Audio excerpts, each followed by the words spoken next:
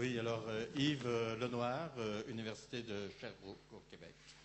Voilà, j'ai une question et une remarque. Ma question porte évidemment sur le sujet capable et la remarque va porter sur les enjeux dont il a été, dont Pierre Abardel et Yves Schwartz ont plus particulièrement traité. Au niveau du sujet capable, il me semble clair que l'orientation mise en avant est la dimension opératoire de la part du sujet, mais qui renvoie de manière étroite à un sujet sensé également, puisque cette dimension opératoire, chez Pierre Pastré en particulier, est inséparable de la conceptualisation dans l'action, ce qui implique donc un lien fort entre la fonction de sens et la fonction opératoire, si je ne me trompe pas. Ce qui me frappe, c'est qu'il me semble qu'il y a une dimension dont il a été fort peu traité et qui me paraît être tout à fait prégnante chez l'être humain. J'ai bien entendu dire que le sujet est un sujet de chair, mais c'est un sujet qui incorpore, donc un sujet qui est en quelque sorte sous cet angle second. J'ai personnellement la chance d'avoir des racines européennes, de vivre au jour le jour la logique nord-américaine, pragmatique, fonctionnelle, mais aussi d'être très proche de la pensée latino-américaine. Et je vais prendre, pour ne pas être long, un exemple. L'exemple des réformes que l'on a vécues au Québec et au cours des dernières années, sans entrer dans le détail, mes collègues ont posé, lorsque la présentation des réformes a été faite, la question qu'ils ont posée a été « Comment allons-nous faire ?» How to do. C'est bien cette logique instrumentale, fonctionnelle qui prédomine. J'ai posé la même question à des collègues français en les situant, en contextualisant. La question n'a pas été dans ce sens-là, la question a été celle du pourquoi, a été celle du quoi, la question du sens, la question de la raison, ce qui est une caractéristique quand même bien européenne, francophone. Et mes collègues à San Paolo se sont pas du tout intéressés ni à la dimension fonctionnelle, ni à la dimension du sens. Pour eux, la question a été: est-ce qu'on se sentirait bien là-dedans? Ce n'est plus le sujet sensé ni le sujet capable, c'est le sujet sensible, si je puis l'exprimer ainsi. C'est la dimension perceptuelle, c'est le rapport en fait identitaire, si on veut revenir en quelque sorte à l'idem et à l'ipséité chez Ricoeur et chez d'autres auteurs. Il me semble que si l'on veut poser le problème de l'expérience et du rapport du sujet à l'expérience, il faudrait le penser dans ces trois dimensions et pas dans une seule. Pour le dire d'une autre manière, il faudrait le penser en termes de raison, de main et de cœur. C'est ma question. Bon, je crois que ma remarque porte sur les... Rapidement, hein. Oui, très rapidement. Les enjeux de la professionnalité. Et là, je suis très inquiet de voir les problèmes ici en France, mais aussi chez nous, et le développement de ce que l'on appelle en Amérique du Nord, mais aussi en Grande-Bretagne, la culture ou un ethos thérapeutique. Il y a de nombreux travaux qui développent cette perspective, les travaux par exemple de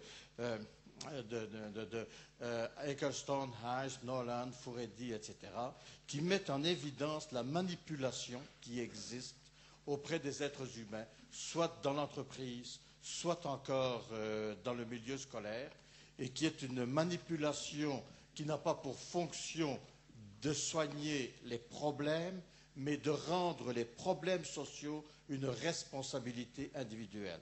Et c'est une transformation qui me paraît extrêmement dangereuse parce qu'elle isole, elle renforce les dimensions de l'individualisme et en quelque sorte, comme ces auteurs le disent, on assiste à une manipulation des âmes et à une nouvelle classe de prêtres qui agissent sous cet angle-là. Ce sont les conseillers, les médiateurs, les psychologues socio-industriels, etc., et ainsi de suite.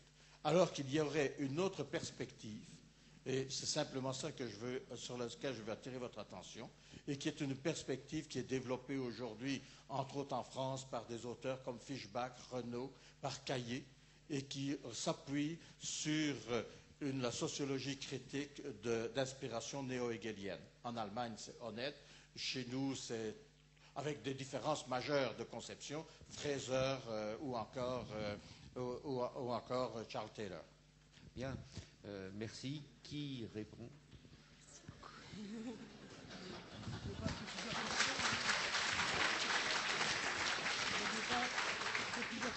Ah, s'il y a plusieurs questions, oui.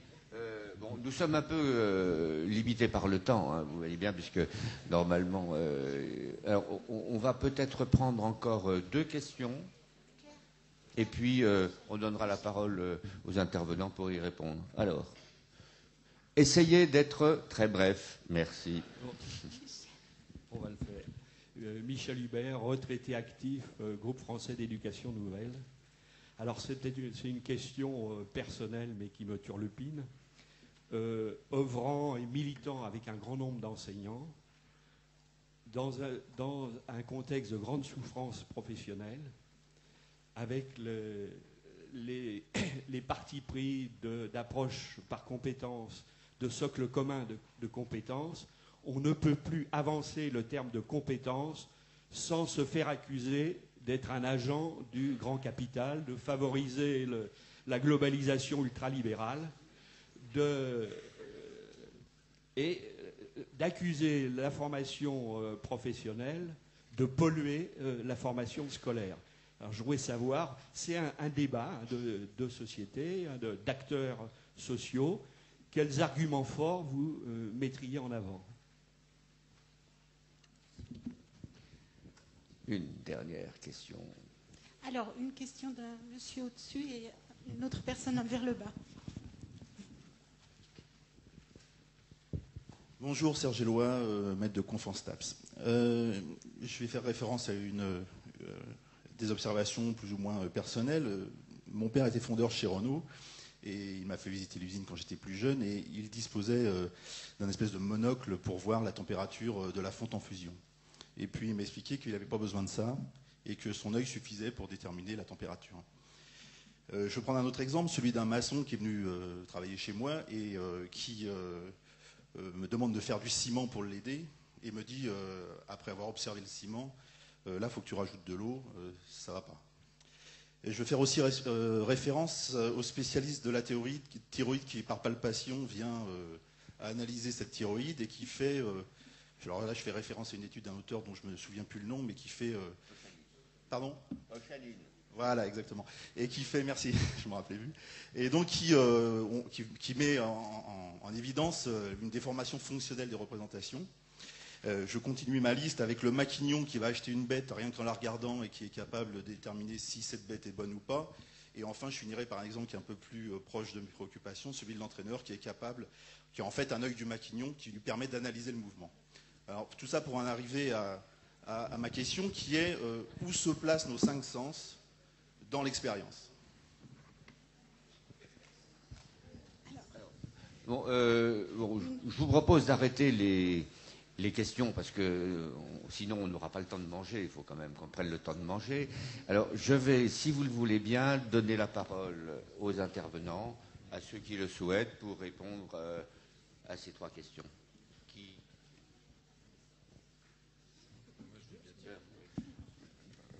Moi, je veux bien dire un mot sur la question de notre ami québécois, qui me paraît aussi être alliée avec celle de notre collègue du GFEN, l'éducation nouvelle, c'est-à-dire celle de l'individualisation, comme vous en avez parlé, on pourrait dire relativement forcenée, et puis celle de l'instrumentalisation de la notion de compétence par les mêmes. Parce qu'au fond, c'est le même courant gestionnaire, managérial, qui fait se développer d'un côté un processus de séparation des hommes et d'individualisation au mauvais sens du terme, c'est-à-dire de mise en solitude, je dirais, et qui, de l'autre côté, à travers la question de la performance, mais de la question de la performance, je dirais, d'une certaine façon mal posée, vont chercher à instrumentaliser le concept de compétence dans un but de mesure.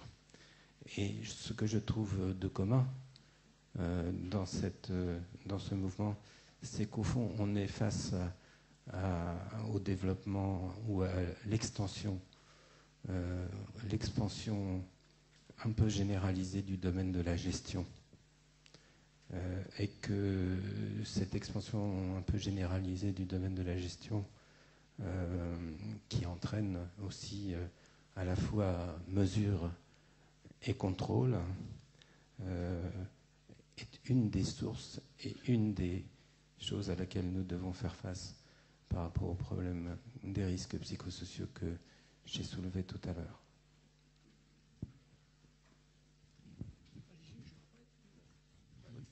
Bon, moi, simplement deux petites remarques.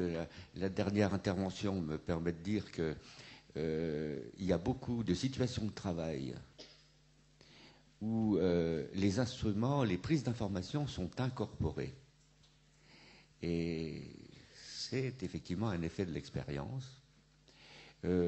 Et en même temps, ce que je pense, c'est que ces prises d'information incorporées, pas besoin de thermomètre, pas besoin sont analysables. Et que cette analyse est probablement un des objectifs qu'on peut se donner en didactique professionnelle quand on fait de l'analyse du travail. Alors ça ne supprime pas cette incorporation des prises d'information, mais ça permet d'un peu mieux la comprendre. Et puis je vais d'un mot dire à Yves Lenoir, il me semble qu'effectivement les trois piliers sont importants et qu'il ne faudrait pas oublier le troisième. Mais que précisément, il faudrait peut-être distinguer ce qui est de l'ordre de l'analyse, donc du sujet épistémique, et ce qui est de l'ordre de la construction du sens, qui, à mon avis, mobilise la subjectivité. Voilà, c'est tout ce que je veux dire. Oui, trois mots. Alors, sur la dernière intervention, j'ajouterais ce que dit le spécialiste, c'est qu'effectivement, les cinq sens font partie de l'expérience. Personnellement, c'est bien pour ça que dans le faire expérience, j'ai été amené à parler de corps choix, notamment en écoutant ce que disaient mes amis ergonomes sur la prise de repères synthétiques, les prises d'informations. Mais c'est un corps choix qui est historique, comme l'a dit tout à l'heure d'ailleurs Pierre Abardel. Ce n'est pas un corps choix biologique, c'est un corps choix qui intègre en permanence, qui met en synergie. D'ailleurs, il y aura peut-être quelque chose d'intéressant à faire le lien, mais ça c'est les psychologues qui pourront le dire, entre la mémoire de travail et la mémoire au travail, qui est peut-être la mise en dialectique historique justement des ressources biologiques et des ressources historiques.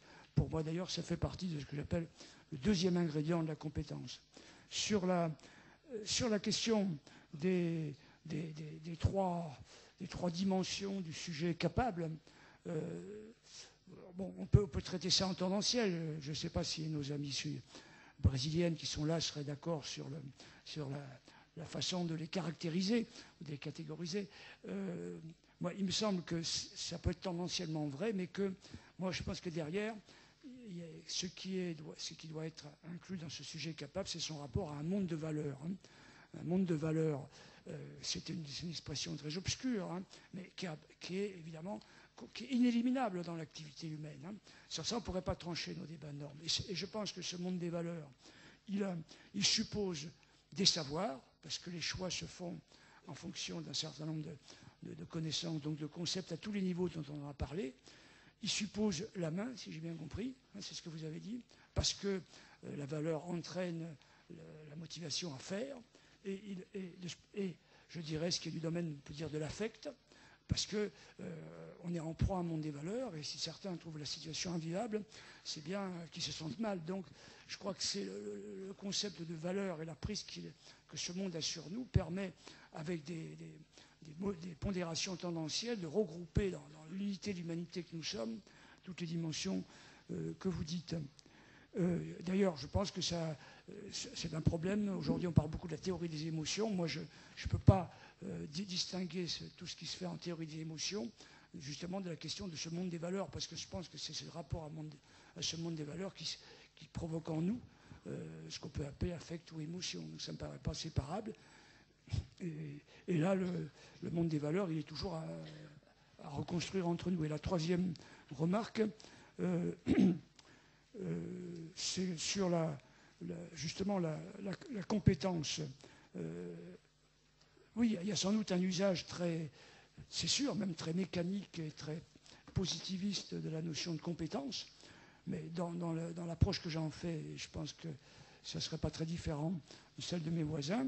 Je pense qu'il y a ce que j'appelle le quatrième ingrédient de la compétence, c'est le rapport en valeur qu'on a avec le milieu où on est, avec l'entreprise, avec le mode de gestion, avec le gouvernement, de choix qu'on éprouve. Ça, c'est un ingrédient de la compétence. Et donc, ça, c'est à opposer à toute vision, je dirais, de grille, de prédéfinition de ce que sont les items de la compétence. Et là, ça introduit justement des réserves d'alternatives qui, à mon avis, ça nous oblige à interroger ces réserves d'alternatives qui sont dans les activités, dans les débats des gens dans leur situation, et ça ne peut pas donc être réduit avec un certain nombre d'auteurs, quelque important qu'ils soient, mais qui ne s'astreignent pas eux-mêmes à interroger toutes ces réserves alternatives dans les lieux de travail, parce que c'est là où se construit un monde commun à construire, à mon avis. Voilà, écoutez, je vous propose de terminer les grands temps cette table ronde.